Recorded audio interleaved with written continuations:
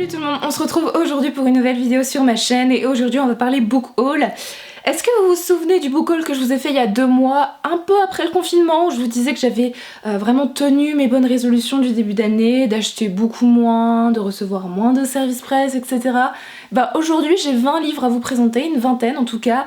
Voilà, donc je n'ai absolument pas tenu mes résolutions et 2 mois après ce premier book haul, je vous en fais un deuxième avec 20 livres à vous présenter. Il y a de tout, des poches, des grands formats, des services presse, des livres que j'ai notamment reçus à mon anniversaire et des livres en VO anglaise. Voilà à peu près, et il y a ce qu'il faut, donc on va pas tarder à commencer la vidéo. Petit disclaimer avant, je voulais vous montrer ma superbe chemise que je trouve assez incroyable. Voilà, c'était juste pour que vous vous posiez pas de questions sur cette chemise qui est quand même assez tape à l'œil mine de rien, mais je l'aime énormément, c'est un peu style Hawaï. Pour tous ceux qui ont regardé les épisodes de Friends où ça se passe à Hawaï, j'ai vraiment ces vibes là avec cette chemise. Voilà, c'était juste mon petit partage et du coup on commence le book haul tout de suite. On va commencer par les services presse. Le premier, il s'agit d'un service presse des éditions Gallimard Jeunesse avec Alma, le premier tome, Le vent se lève de Timothée de Fontbelle. Si j'ai bien compris, ici voilà, il s'agit d'une trilogie d'aventures qui se base sur l'abolition de l'esclavage, le combat contre l'esclavage, etc. J'aime énormément Timothée de Fontbelle, c'est un auteur que j'ai découvert notamment avec le livre de Perles et j'ai lu l'année dernière Toby Loveless, que j'ai beaucoup aimé aussi. Et je suis ravie quand même d'avoir reçu Alma puisque j'aime énormément la plume de Timothée de Fontbelle qui est souvent assez poétique. Ici dans ce premier tome de cette nouvelle trilogie, on est en 1786, on va d'un côté suivre Alma qui est une jeune fille qui vit en Afrique et le jour où son frère disparaît, elle décide de partir à sa recherche. En parallèle, on est à Lisbonne et on va suivre Joseph Mars qui se glisse clandestinement à bord d'un navire de traite pour trouver un mystérieux trésor. Vous vous doutez bien que ces deux personnages vont sûrement se croiser et vivre des aventures ensemble. J'ai entendu que des bons avis sur Alma et j'espère sincèrement aimer aussi ce roman. J'ai reçu aussi pour le deuxième service presse des éditions Gallimard Jeunesse, mais cette fois-ci dans leur collection poche, le premier tome du Faiseur de rêves, donc qui est le premier tome d'une duologie de Laini Taylor. Donc ici dans leur collection Pulp Fiction, c'est une petite brique de fantasy dont j'ai énormément entendu parler, notamment à sa sortie anglophone mais aussi dans sa sortie en France aux éditions Lumen. Je suis ravie que les éditions Gallimard me l'aient envoyé parce que c'est un univers qui a l'air assez incroyable. Ici on va suivre Laszlo Lestrange qui est un jeune garçon qui est passionné par la ville oubliée de Désolation et il passe ses journées à la bibliothèque du royaume de Zosma pour trouver des infos à propos de cette cité jusqu'au jour où des guerriers vont lancer une expédition vers cette cité assez mystérieuse et il va décider de les suivre et de se lancer dans cette expédition aussi et va découvrir des choses assez étranges. J'ai pas vraiment envie d'en savoir plus, mais le point le plus apprécié dans ce roman apparemment c'est l'univers et j'ai vraiment hâte de le découvrir et notamment aussi de découvrir la plume de Laini Taylor qui est quand même une autrice assez connue dans le monde anglophone des romans YA et j'ai très envie de découvrir et de voir ce que ça donne. On va passer aux 3 romans que j'ai notamment reçus pour mon anniversaire. Le premier, il s'agit du deuxième tome des Outrepasseurs, La Reine des Neiges de Cindy Van Wilder aux éditions Gulfstream. Ce n'est pas un livre qui est d'actualité avec cette chaleur qu'il fait actuellement, mais il s'agit du deuxième tome d'une trilogie dont j'avais déjà lu le premier tome il y a un moment de cela et dont je me souviens très peu, mais j'aime énormément Cindy Van Wilder et j'avais très envie de lire cette saga qui date maintenant un petit peu.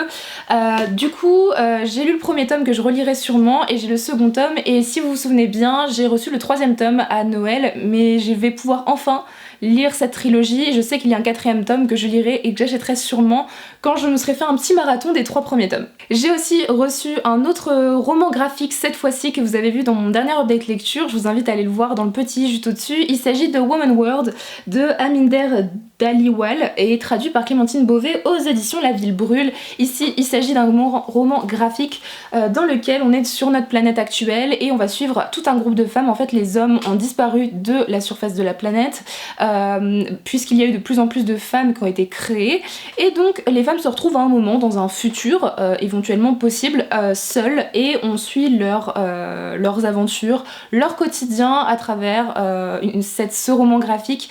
Je vous invite sincèrement à aller voir mon update lecture si vous voulez mon avis de manière un peu plus détaillée et de voir éventuellement les planches de ce roman graphique, mais c'est un livre que j'ai tout simplement adoré. Et enfin une autre suite de saga avec le 3e tome de Sherlock Lupin et moi, l'énigme de la rose écarlate de Irène Adler aux éditions Albin Michel Jeunesse. C'est une saga que vous avez pas mal vu passer sur ma chaîne ou même sur d'autres booktubeuses françaises. C'est une saga qui reprend le personnage de Sherlock Holmes, d'Irène Adler et de Arsène Lupin dans leur jeunesse. Ils se seraient éventuellement connus et ils auraient vécu des aventures ensemble. C'est une saga jeunesse policière que j'aime énormément, j'avais beaucoup aimé les 2 premiers tomes et du coup j'ai ce 3e tome qui est absolument magnifique, j'aime énormément ses couvertures et j'ai hâte de continuer cette saga qui est parfaite pour le moment octobre-novembre. Waouh, j'ai chaud, la canicule. On va continuer avec les grands formats que cette fois-ci je me suis acheté avec cette fois-ci la suite des Seigneurs de Bohême, donc les Révoltés de Bohême de Estelle Faye aux éditions Critiques. Le premier tome avait été mine de rien un coup de cœur, j'avais adoré l'univers d'Estelle Faye dans les Seigneurs de Bohême. C'est une saga fantasy, on suit plusieurs personnages dans un monde qui en fait va chuter tout simplement, et ici dans ce second tome qui est une sorte de tome compagnon, en fait on suit d'autres personnages 15 ans après la chute de l'Empire dans le premier tome. Je ne vous spoile pas le premier tome, c'est marqué dans le résumé du premier tome, mais en tout cas j'ai hâte de lire cette suite parce que j'aime énormément la plume d'Estelle Faye et que j'avais vraiment adoré son univers et j'espère peut-être retrouver des personnages du premier tome. On continue avec les suites de saga, cette fois-ci avec le 4e tome de Gardien des Cités Perdues de Shannon Messenger, donc Les Invisibles aux éditions Lumen. Vous avez vu notamment que pour le mois de la fantasy, j'ai lu le 3e tome de cette saga qui a été un coup de cœur et j'aimerais vraiment la continuer puisqu'il y a beaucoup de tomes qui sortent encore aujourd'hui. Donc c'est le 4e tome, j'avance doucement mais sûrement, j'aimerais sincèrement pouvoir lire ce 4e tome et le 5e tome éventuellement avant la fin de l'année, il faut que je me motive, mais j'ai hâte de continuer à suivre les aventures de Kif, Sophie, ces personnages que j'apprécie énormément dans ce monde de fantasy.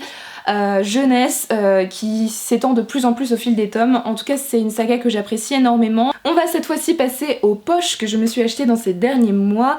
Dès que je passais en fait à la librairie, soit c'est ma mère qui m'achetait un livre, soit c'est moi qui m'en achetais un. Et comment dire qu'on passe à la librairie au moins une fois par semaine, donc vous vous doutez bien qu'il y a quand même pas mal de poches. Le premier c'est une suite de saga avec le 3e tome de l'Assassin Royal de Robin Hobb, donc La Nef du Crépuscule aux éditions J'ai lu. Je les lis dans cette édition assez étrange de J'ai lu où ils ont séparé chaque première intégrale aux premières époques comme vous souhaitez en 3 tomes, donc ici c'est la fin en fait de la première époque. J'aimerais vraiment aussi continuer l'Assassin Royal un peu comme Gardien des Cités Perdues.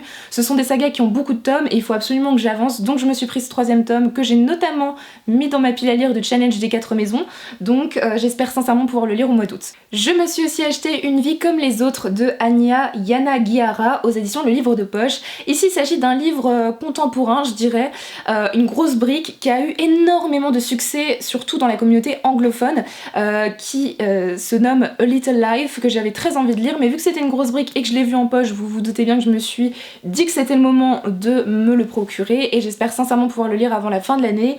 Ici, si j'ai bien compris, on va suivre 4 amis de la fac qui ont décidé de conquérir New York. On suit Willem qui souhaite devenir acteur, JB qui est artiste peintre, Malcolm qui lui cherche à devenir architecte et surtout notre personnage principal je pense qui est Jude, qui est un personnage assez mystérieux autour duquel s'approfondissent toutes les relations entre ces 4 jeunes hommes.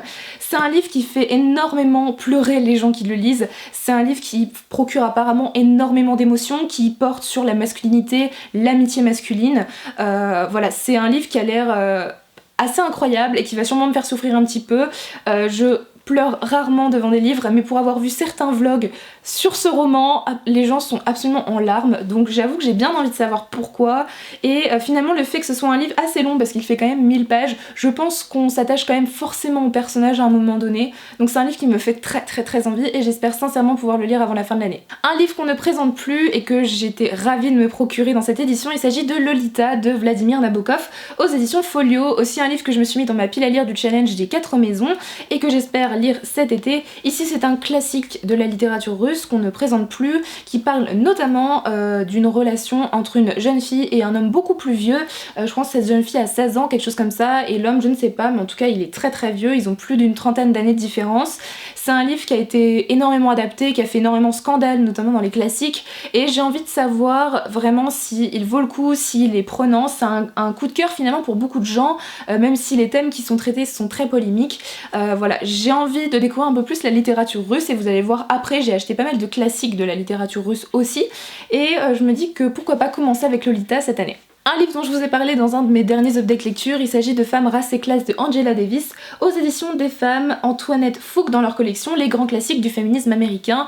Ici, c'est un essai qui a été écrit en 1970, 1970 je pense, ou 1980, de la part d'Angela Davis, qui est une militante féministe et qui est pour l'émancipation du peuple noir. Ici, elle nous livre un essai sur les liens entre le féminisme, la cause des femmes et aussi la cause du peuple noir.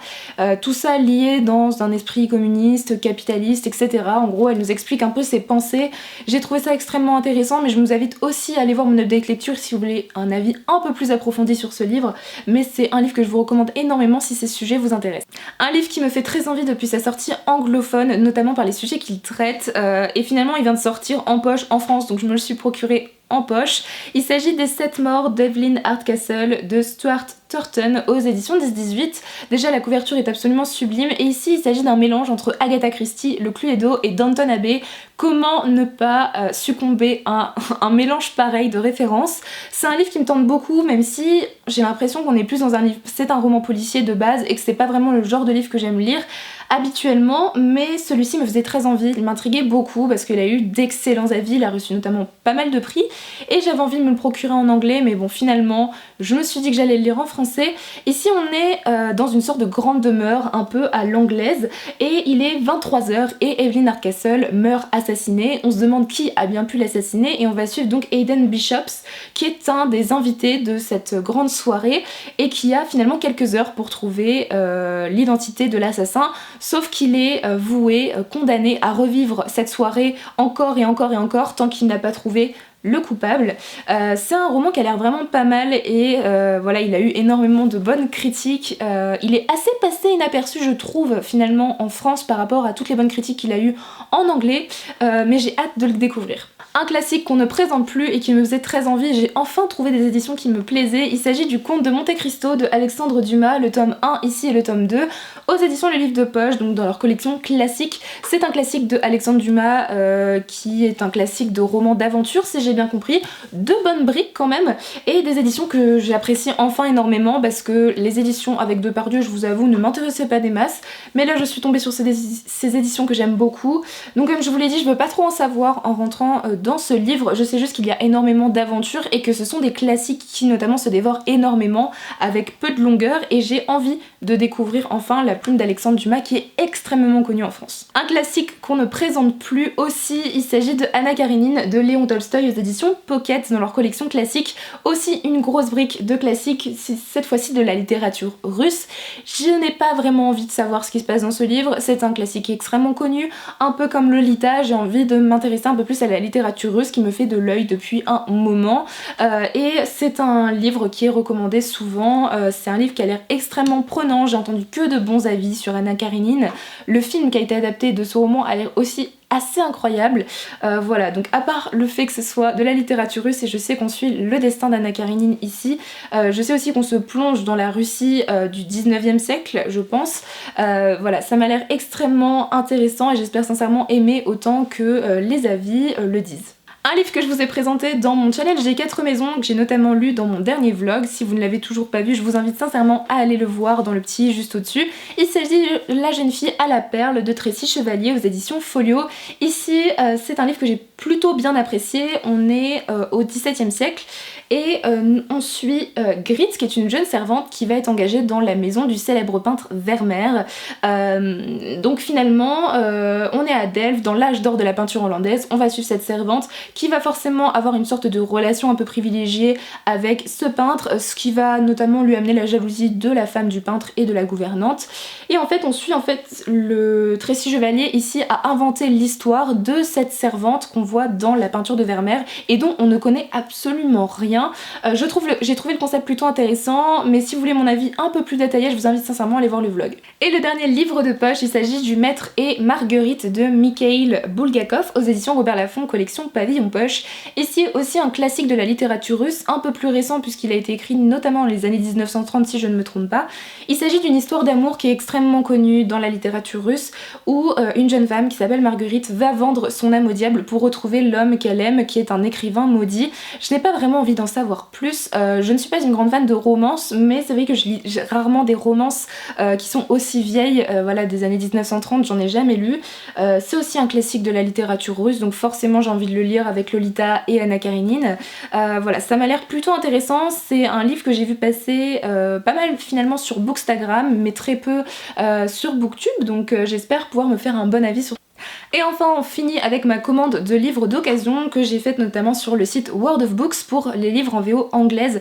Si ça vous intéresse, n'hésitez pas à aller sur ce site parce qu'il y a beaucoup de romans d'occasion et je sais que quand on lit de l'anglais et qu'on est en France, c'est compliqué de trouver des romans en anglais d'occasion. Et j'ai donc reçu 4 livres que j'ai commandés sur ce site donc je vais vous les présenter maintenant. Le premier livre, il s'agit de ma lecture en cours, il s'agit de Goodbye Things on Minimalist Living de Fumio Sasaki aux éditions Penguin. Ici il s'agit d'un livre de non-fiction, en fait ce ne sont que des livres de non-fiction que j'ai commandés puisque je suis à fond là-dedans en ce moment, vous l'avez notamment vu avec ma vidéo sur la non-fiction. Ici c'est un livre qui porte sur le minimalisme, qu'est-ce que le minimalisme, des tips pour aider à être minimaliste et j'ai trouvé, c'est un sujet qui m'intéresse beaucoup donc pour l'instant je n'avais vu que des vidéos YouTube sur le sujet et il n'y a pas énormément non plus d'ouvrages sur le minimalisme mais notamment Fumio Sasaki en a sorti un sur lui, son aventure avec le minimalisme, son témoignage mais aussi les conseils qu'il peut le donner pour devenir plus minimaliste en tout cas dans notre vie de tous les jours, dans cette société de consommation dans laquelle on vit. Donc il s'agit voilà d'un essai sur la philosophie qui tourne autour du minimalisme, son histoire culturelle. C'est pour l'instant extrêmement intéressant, j'en ai lu à peu près 100 pages et j'aime énormément, j'apprends beaucoup de choses et c'est un livre qui se dévore et que je relirai sûrement pour acquérir un peu tous les conseils qu'il nous donne. Le deuxième livre, il s'agit d'un livre sur le racisme et notamment la fragilité blanche avec White Fragility, Why It's So Hard for White People to Talk About Racism de Robin DiAngelo aux éditions Penguin. J'ai vu que c'était un livre qui était notamment sorti avec le mouvement Black Lives Matter en français, il a été traduit en français et je suis passée devant à la FNAC donc s'il vous intéresse vous pouvez aussi le lire en français. En tout cas c'est un livre assez court donc même si vous le lisez en anglais je pense pas que ce soit très compliqué. Donc ici tout est dit dans le titre, on parle de fragilité blanche, de racisme et en quoi c'est compliqué de parler de racisme avec des personnes blanches. C'est un livre qui rejoint totalement Why I'm No Longer Talking to White People About Race de Renier Edolodge, un livre qui a été un gros coup de cœur et une claque quand je l'ai lu en avril notamment et je continue à lire des livres sur le sujet puisque je veux me rééduquer sur le sujet du racisme notamment et je pense que celui-ci est parfait. Vous en verrez sûrement à venir sur la chaîne d'autres mais je les lis au fur et à mesure, en tout cas il m'intéresse énormément. Le troisième livre, il s'agit de Quiet de Susan Cain aux éditions Penguin aussi. Il s'agit ici du pouvoir des introvertis dans un monde qui n'arrête pas de parler. C'est un livre qui m'intéresse énormément parce que de base je suis introvertie et ici Susan Cain nous parle du pouvoir qu'ont les introvertis dans un monde où on met en avant en permanence les extravertis et où c'est vraiment une qualité de l'être et quand on est introverti c'est souvent vu comme un défaut par la société de manière générale. J'ai très envie de savoir ce que va m'apprendre Susan Cain dans ce livre. C'est un livre qui a été extrêmement plébiscité, qui a eu énormément de bons retours et j'espère sincèrement qu'il m'apprendra quelque chose là-dessus. Et le dernier livre et pas des moindres de ce book haul, il s'agit de Naturally Tan de Tan France qui est un des acteurs, des acteurs de la série Queer Eye, cette série de télé-réalité que j'aime énormément et que vous connaissez sûrement. Ils ont pour la plupart sorti des biographies ou des livres de cuisine en fonction de leur spécialité, etc. Tan, lui, a décidé de sortir une biographie qui m'intéresse énormément parce que il a eu une vie pas forcément simple. C'est un homme qui est né au Pakistan si je me trompe pas et je pense qu'être pakistanais et gay c'est pas forcément simple. Il est arrivé aux États-Unis et il nous raconte un peu sa vie, des bribes de sa vie ici dans ce roman, notamment sa rencontre avec les acteurs de Queer Eye qui sont devenus des amis. J'aime énormément la série de base et je suis vraiment beaucoup trop attachée aux acteurs de cette série et j'ai vraiment envie de lire les biographies qu'ils ont sorties, notamment celle de Jonathan Van Ness. C'est, je pense, des livres qui peuvent nous apporter beaucoup, nous faire rire et en même temps traiter de sujets extrêmement importants. Voilà, donc j'ai hâte de m'y plonger. Je pense que je le ferai cet été parce que c'est un livre qui est assez court. Voilà, il fait presque 250 pages, donc c'est assez court et j'ai vraiment envie de le découvrir. Voilà tout le monde, ce book haul est terminé. J'espère sincèrement qu'il vous a plu. N'hésitez pas à me dire en commentaire si vous avez lu un de ces livres ou s'il vous tente et de me dire les livres que vous avez achetés ou reçus ces derniers temps. Je vous souhaite donc de très bonnes lectures et je vous dis à très bientôt dans une prochaine vidéo. Bye!